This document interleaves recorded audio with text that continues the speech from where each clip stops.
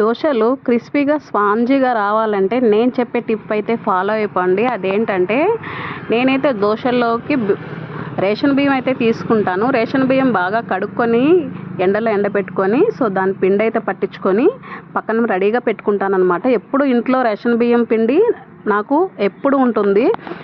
మనం జాబ్కి వెళ్ళేటప్పుడు పప్పు నానపెట్టడం మర్చిపోతాము. మార్నింగ్ టిఫిన్ ఏంటని టెన్షన్ పడుతుంటాము.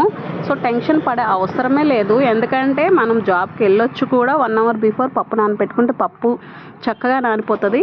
బియ్యం పిండి ఆల్రెడీ ఇంట్లో ఉంది కాబట్టి పప్పు నానపెట్టేటప్పుడు కొంచెము అటుకులు మెంతులు వేసామంటే పప్పు మిక్సీ పట్టేసుకొని బియ్యం పిండి కలుపుకొని నైట్ అంతా ఓవర్ నైట్ అంతా బయట పెట్టుకొని మార్నింగ్ దోశలు వేసుకుంటే మాత్రం చాలా క్రిస్పీగా టేస్టీగా ఉంటుంది. ఎందుకంటే రేషన్ బియ్యంలో జిగురు ఉంటుంది కాబట్టి మనకి చాలా టేస్ట్గా వస్తాయి. నేను చెప్పే టిప్ అయితే ఫాలో అయిపోండి. టిఫిన్ ఏం చేయాలి, పప్పు నానపెట్టలేదని టెన్షన్ పడొద్దు. పొట్టుపప్పు అయితే టైం పడుతుంది. నార్మల్ పప్పు అయితే 1 అవర్ బిఫోర్ నానపెడితే సరిపోతుంది. మనం జాబ్కి వెళ్ళొచ్చు కూడా నానపెట్టుకోవచ్చు. దాని గురించి టెన్షన్ పడే అవసరం లేదు. ఎప్పుడైనా కానీ దోశల కోసం రేషన్ బియ్యం అయితే తీసుకుంటే చాలా టేస్ట్గా వస్తాయి దోశలు అనేవి. ఇంకా తినాలనిపిస్తాయి అన్నమాట. ఈ దోశల్లోకి ఏ చట్నీ అయినా చక్కగా సెట్ అయిపోతుంది. ఇలా అయితే ట్రై చేయండి. బాయ్ అందరికీ.